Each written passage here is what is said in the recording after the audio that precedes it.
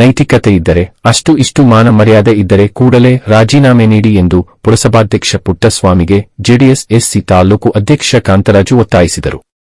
ಮಳವಳ್ಳಿ ಪಟ್ಟಣದ ಪ್ರವಾಸಿ ಮಂದಿರದಲ್ಲಿ ಸುದ್ದಿಗೋಷ್ಠಿ ಮಾತನಾಡಿ, ಜೆಡಿಎಸ್ ಹಾಗೂ ಬಿಜೆಪಿ ಮೈತ್ರಿಗೆ ಅಪಮಾನ ಮಾಡುತ್ತಿದ್ದೀರಿ. ಮಾತಿನಂತೆ ನೀವು ರಾಜೀನಾಮೆ ನೀಡಿ. ನಿಮಗೆ ಅವಕಾಶ ನೀಡಿದ ಪುರಸಭೆ ಸದಸ್ಯ ಸಿದ್ದರಾಜುರವರನ್ನು ನೀವೇ ನಿಂತು ಅಧ್ಯಕ್ಷರನ್ನು ಮಾಡಿ ಎಂದರು.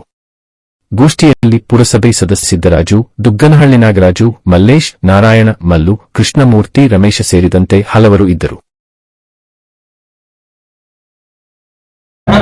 ಪ್ರಜೆಯಾಗಿದ್ದುಕೊಂಡು ನೀವು ಕೊಟ್ಟ ಮಾತಿಗೆ ನೀವು ನಡ್ಕೊಳ್ಳದೆ ನೀವು ವಿನಾಕಾರಣ ಅಧಿಕಾರದ ಲಾಲಸೆಯಿಂದ ಅಧಿಕಾರಕ್ಕೆ ಅಂಟುಕೊಂಡು ನೀವು ರಾಜೀನಾಮೆನ ಕೊಡೋದು ತಗೊಳ್ಳೋದು ಕೊಡೋದು ತಗೊಳ್ಳೋದು ಈ ನಾಟಕ ಆಗ್ತಿರಲ್ಲ.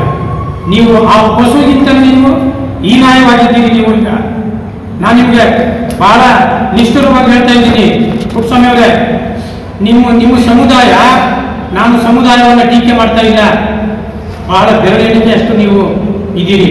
ಆದರೆ ಇಲ್ಲಿ ದಲಿತ ಸಮುದಾಯ 65 75 ಸಾವಿರಕ್ಕೂ ಹೆಚ್ಚು ಮತದಾರರಿದ್ದಾರೆ.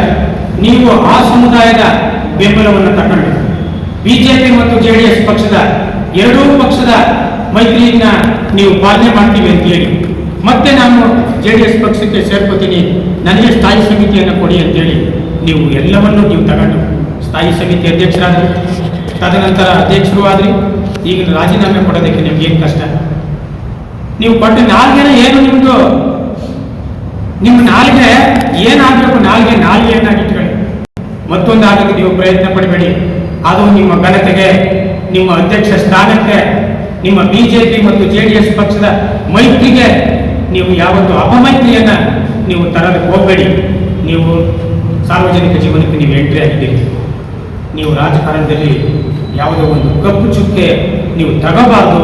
ಒಂದು ಸಮುದಾಯದ ಸಹಾಯ ಮುಂದಿನ ದಿನಗಳಲ್ಲಿ ನನಗೆ ಬೇಕಾಗುತ್ತೆ, ಆ ಸಮುದಾಯದ ನಾನು ವಿರೋಧ ಕಟ್ಕೋಬಾರ್ದು ಅಂತಕ್ಕಂಥ ಗೌರವ ನಿಮಗೆ ಇದ್ದರೆ ನೀವು ಬಂದು ಈ ಕ್ಷಣದಲ್ಲಿ ನೀವು ರಾಜೀನಾಮೆಯನ್ನು ಕೊಟ್ಟು ಆ ಸಿದ್ದರಾಜ್ ಅವರು ನಿಮಗೆ ಹೇಗೆ ಅಧ್ಯಕ್ಷರು ಮಾಡೋದಕ್ಕೆ ನಿಮ್ಗೇನು ನಿಮ್ಮ ಮನುಷ್ಯತ್ವನೇ ಇರಬೇಕು. ನಿಮಗೆ ಸಮುದಾಯದ ನೀವು ವಿರೋಧಿಗಳು, ಬಾಬಾ ಸಾಹೇಬರ ವಿರೋಧಿಗಳು, ನಮ್ಮ ಮೈತ್ರಿ ಧರ್ಮದ ವಿರೋಧಿ ಅಂತಕ್ಕಂಥದ್ದನ್ನು ನಾನು ಘಂಟಾಘೋಷವಾಗಿ ನಿಮ್ಮ ಮಾಧ್ಯಮದ ಮುಖಾಂತರ ನಾನು ಅಧ್ಯಕ್ಷರಿಗೆ ಹೇಳೋದಕ್ಕೆ ಬಯಸ್ತೀನಿ.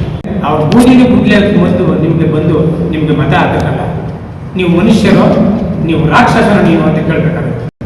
ನಾನು ಇವತ್ತು ಸಿಂಗಲ್ ವರ್ಡ್ ಹೇಳ್ತಾ ಇದ್ದೀನಿ ಅಂದರೆ ಇಡೀ ನೀವು ಸಮುದಾಯಕ್ಕೆ ನೀವು ಬಹಳ ಅಪಚಾರ ಮಾಡಿದ್ದೀರಿ. ಬಾಬಾ ಸಾಹೇಬರಿಗೆ, ಸಂವಿಧಾನಕ್ಕೆ, ಭಾರತೀಯ ಜನತಾ ಪಕ್ಷದ ಮತ್ತು ಜೆಡಿಎಸ್ ಪಕ್ಷದ ಮೈತ್ರಿ ಧರ್ಮಕ್ಕೆ ನೀವು ಘೋರ ಅಪಚಾರವನ್ನು ಮಾಡಿದ್ದೀರಿ.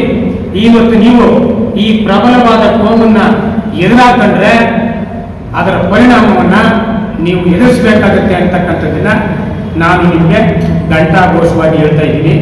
ನಿಮಗೆ ನೈತಿಕತೆ ಅನ್ನೋದಿದ್ರೆ, ನಿಮಗೆ ಅಷ್ಟೋ ಇಷ್ಟೋ ಮಾನ ಮರ್ಯಾದೆ ಅನ್ನೋದೇನಾದರೂ ಇದ್ರೆ, ರಾಜಕಾರಣದಲ್ಲಿ ನಾನು ಮುಂದುವರಿಬೇಕು ಅಂತಿದ್ರೆ ನೀವು ಈ ಕೂಡಲೇ ನೀವು ರಾಜೀನಾಮೆಯನ್ನು ಕೊಟ್ಟು ಸಿದ್ದರಾಜನಿಗೆ ಅಧ್ಯಕ್ಷರು ಮಾಡೋದಕ್ಕೆ ನೀವೇ ನಿಂತ್ಕೊಂಡು ಮಾಡಿ.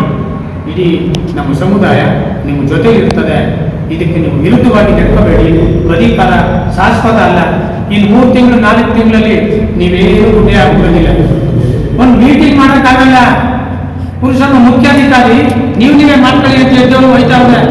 ನಿಮ್ಮ ಅಜಾಗರೂಕತೆ ತೋರಿಸುತ್ತಾ ಇಲ್ಲಿ ನೀವು ಅಧ್ಯಕ್ಷರಾಗಿ ಇಟ್ಕೊಂಡು ನಮ್ಮ ಇಬ್ಬರು ಬಿಜೆಪಿ ಮತ್ತು ಜೆಡಿಎಸ್ ಪಕ್ಷದ ಸದಸ್ಯರುಗಳು ನಿಮಗೆ ಬೆಂಬಲ ಕೊಟ್ಟೋದ್ರಿಂದ ನೀವು ಇಲ್ಲಿ ತನಕ ನೀವು ಪ್ರತಿಯೊಂದು ಮೀಟಿಂಗ್ ಅನ್ನು ಯಶಸ್ವಿಯಾಗಿ ಮಾಡ್ಕೊಂಡು ಬಂದಿದ್ದೀರಿ. ಅದನ್ನು ನೀವು ಗಮನದಲ್ಲಿಟ್ಕೊಂಡು ನೀವು ರಾಜೀನಾಮೆಯನ್ನು ಕೊಟ್ಟು ನೀವೇ ನಿಂತು ಸಿದ್ದರಾಜ್ ಅವರನ್ನ ಅಧ್ಯಕ್ಷತೆಯನ್ನು ಪ್ರಜೆಯಾಗಿ ಇಟ್ಕೊಂಡು ನೀವು